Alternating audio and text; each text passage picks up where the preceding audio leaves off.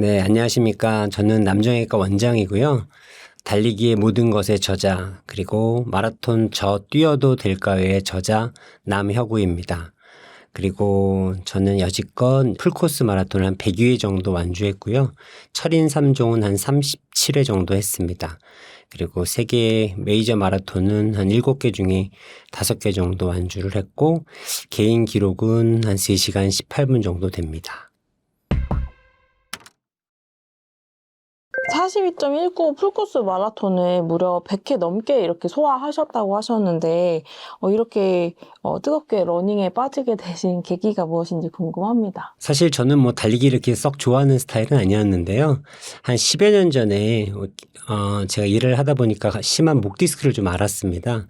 그래서 수술을 좀 해야 될까 걱정이 될 정도로 많이 눌렸었는데 저희 큰형의 계기로 우연히 좀 뛰게 되었죠. 근데 뛰다 보니까 증상도 좋아지고 수술할 정도의 그런 상태도 아니게 된 거죠.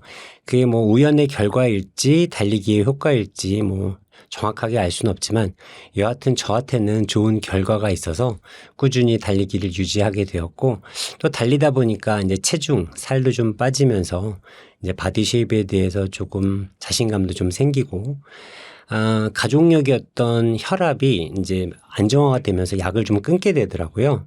이제 그런 효과. 그리고 무엇보다도 달리고 나면 이런 성취감하고 이런 상쾌한 기분이 너무 좋습니다. 이제 그렇게 되면서 여지껏 달리기, 마라톤을 꾸준하게 유지하는 이유가 아닐까 생각해 보고 있습니다. 목이나 허리가 안 좋을 때 달리기를 해도 괜찮은 건가요?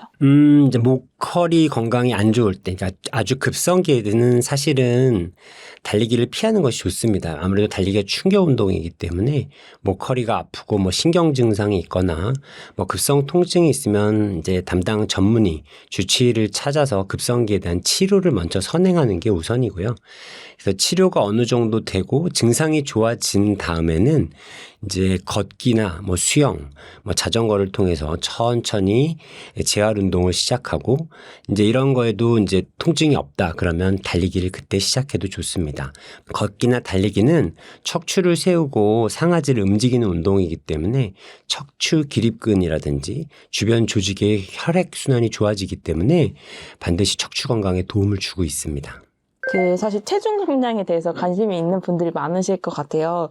어느 정도 구체적으로 그 체중 감량 수치가 어느 정도 되시는지랑 요게 변화가 얼마 만에 좀 나타나신 건지. 저의 경우는 이제 달리기 처음에는 한 80대 한 초반, 키가 한 175 정도 되거든요. 네, 맨날 앉아있고 일하고 뭐 수술하고 이러다 보니까 또 스트레스도 많고 많이 먹고 이러다 보니까 한 80을 넘었는데, 달리기를 이제 꾸준히 하다 보니까 지금은 70 정도로 유지하고 있습니다. 한 10kg 정도 감량돼서 잘 유지가 되고 있고요. 이제 일반 사람들한테 적용을 할 때 운동을 정말 너무 안 했던 사람이 이제 달리기를 막 시작하면 효과가 굉장히 좋은 경우가 많습니다. 막 한 달 만에 살이 쫙쫙 빠지는 경우가 막 눈에 현저하게 보이기도 하는데요.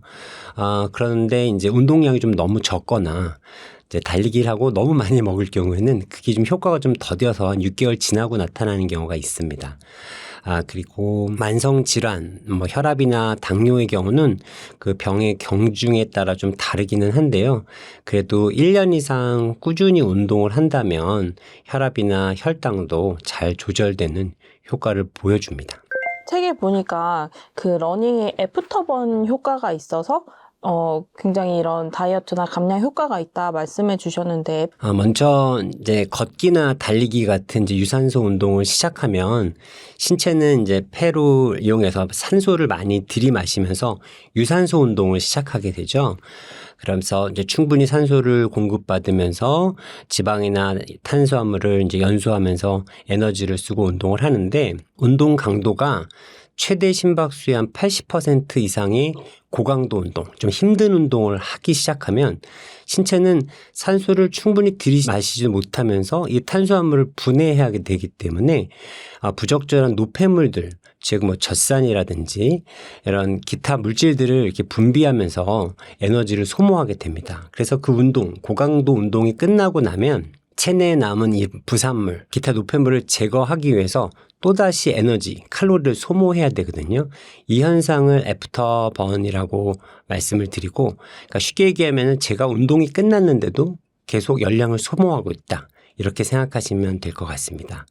그래서 달리기나 이런 유산소 운동을 좀 효율적으로 하려면 100 정도 운동을 했을 때 한 80% 정도는 편안하게 그러니까 유산소 운동을 하고 나머지 20%는 이제 전력 질주. 그러니까 심박수가 막 올라가게 전력 질주하면서 고강도 운동을 하면 운동이 끝나고도 이런 젖삼이나 노폐물을 치우기 위해서 애프터번 현상을 일으키기 때문에 100을 운동을 해도 120% 정도의 칼로리를 소모할 수 있는 효율을 낼 수가 있는 거죠. 나이가 많고 좀 무릎이 약하신 분들도 많으신데 이런 분들은 러닝이 좀 위험할 수도 있다 이런 얘기가 있더라고요. 네, 맞습니다. 모든 운동은 자기 신체 능력에 맞게 하는 게 좋습니다. 뭐 하나가 좋다고 다 그걸 이렇게 맹신하고 밀어붙이면 반드시 부상이 오고요. 달리기도 이제 점진적으로 하면 이제 안전하고 좋은 운동인데 나이가 드시고 근력이 없고 처음 운동을 하시는 분한테 달리기를 권하는 건 좀 무리가 있습니다.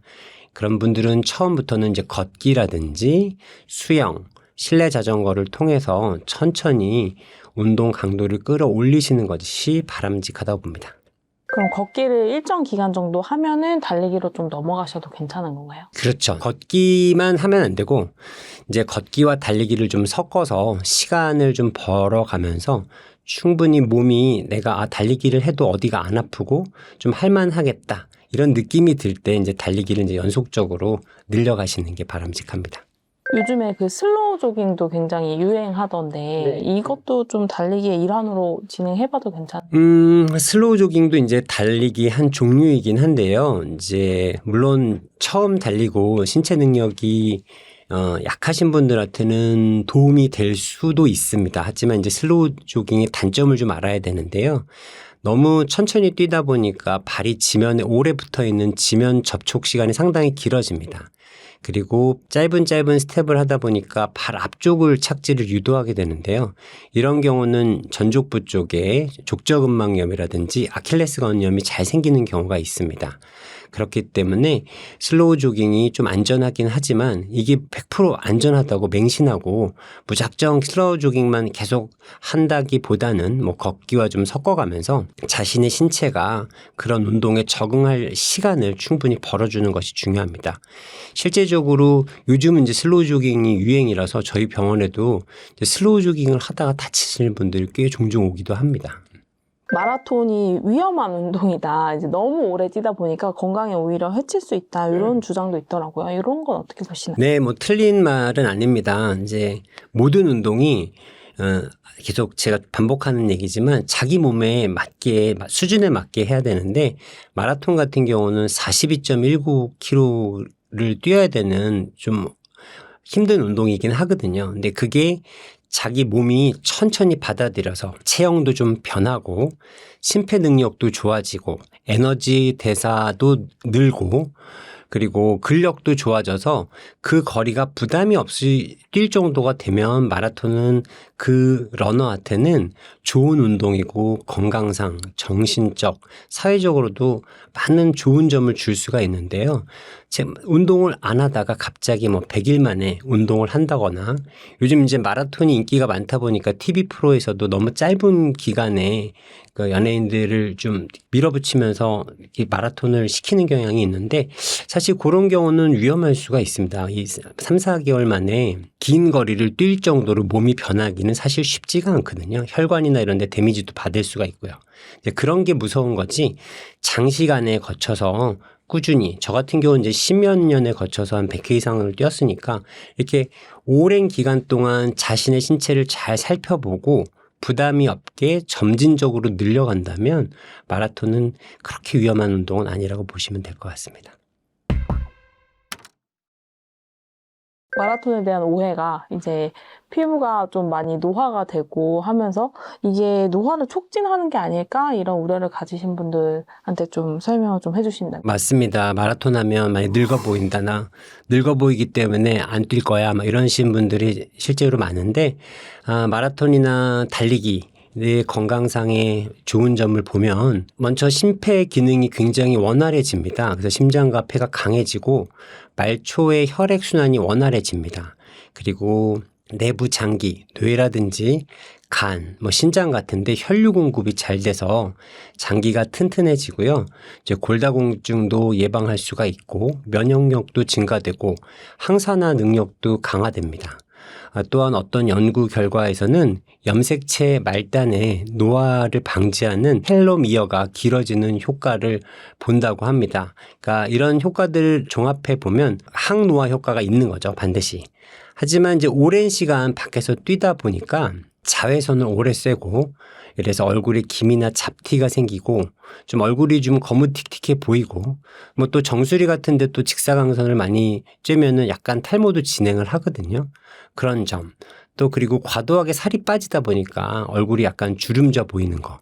이런 것 때문에 좀 늙어 보이는 현상을 말하는데 이런 거를 이제 의학적 용어로 러너스 페이스라고 합니다. 그래서 요약하면 겉모습은 좀 늙어 보일 수 있는데 신체적으로 생리적, 세포적 레벨에서는 실제적으로는 건강해지고 있다고 보시면 됩니다. 그래서 이제 러너라든지 밖에서 오랜 시간 다른 운동을 하시는 분도 항상 이 자외선 차단을 위해서 선블락하고 모자 그리고 선글라스 같은 경우는 꼭 착용을 하시는 게 좋고요. 운동 직후에는 세정을 깨끗이 하고 그리고 충분한 영양 보충과 보습을 해준다면 이런 러너스 페이스를 예방할 수 있으리라고 생각이 듭니다.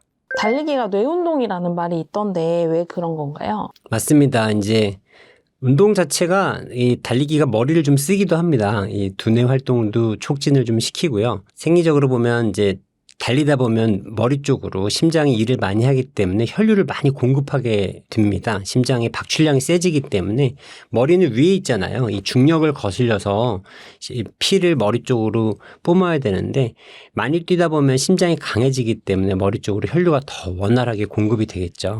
그래서 혈류가 머리 쪽으로 가면 전반적인 뇌 기능이 향상됩니다. 피에는 좋은 물질들이 많기 때문이죠. 특히 감정과 집중에 해당하는 전두엽의 기능이 강화되고 기억을 담당하는 해마의 부피가 증가하여 치매 예방하는 효과가 있습니다. 또 BDNF라든지 세로토닌 같은 신경 전달 물질이 증가하여 세포의 기능 회복과 재생에 도움을 주는 것으로 알려져 있습니다. 그래서 종합적으로 봤을 때 50대 중장년층이 평소보다 1kg 더 뛰면 1억 원을 아낀다고도 말씀하셨는데 이 1억 원의 가치가 어떻게 또 산정이 된 건지 궁금해서 말씀해 주시면 좋을 것 같습니다. 사실 현대는 이제 의료기술이 발달해서 100세, 120세 시대가 이제 된 것 같습니다. 그래서 이런 시대에서는 이제 생명 나이는 연장되었는데 이제 활동 나이가 건강하지 못하다는 것은 상당히 슬픈 일이죠. 예를 들면 뇌졸중이라든지 만성질환, 낙상 등으로 병원에 입원해서 제가 인간으로서 활동을 못하고 누워만 있는다면 입원비, 간병비, 이런 생활비 뿐만 아니라 이런 경제적 지출도 크겠지만 인간으로서의 삶의 가치가 많이 훼손됩니다. 그래서 저는 이렇게 100세, 120대 시대를 맞이해서 가장 좋은 재테크 방법은 건강에 투자하는 것을, 즉 몸테크를 중요하다고 생각하는데요. 그 중에서도 누구나 쉽게 접할 수 있고 혼자 할 수 있는 달리기가 가장 최적의 운동이라고 생각합니다. 달리기를 자기 신체 나이, 그러니까 중년 이후에 자기가 평균적으로 뛸 수 있는 거리보다 평균적으로 1km를 내가 더 뛰었다, 더 뛸 수 있는 능력이 생겼다 한다는 것은 먼저 심장과 폐가 굉장히 튼튼해진다는 것을 말하고요. 그리고 하체 근력이라든지 이런 것들도 개선되고 내부 장기들 좋아지고 인지지 기능도 많이 개선될 확률도 높습니다. 그렇게 되면 이제 만성 질환에 걸릴 확률은 당연히 줄어들겠죠. 그리고 낙상의 우려도 줄어들고 그만큼 의료비와 병원비를 줄일 확률이 높아집니다. 또한 활동력이 증가하기 때문에 경제 활동을 더 이어갈 수 있는 확률도 더 높아지는 거죠. 그래서 그런 시대가 오더라도 자기가 스스로 자립할 수 있는 건강과 체력이 있다면 노년의 삶을 더 경제적으로도 연장하고 인간적으로도 풍요롭고 아름답게 만들 수 있다고 생각하기 때문에 그런 가치를 산정했던 것 같습니다.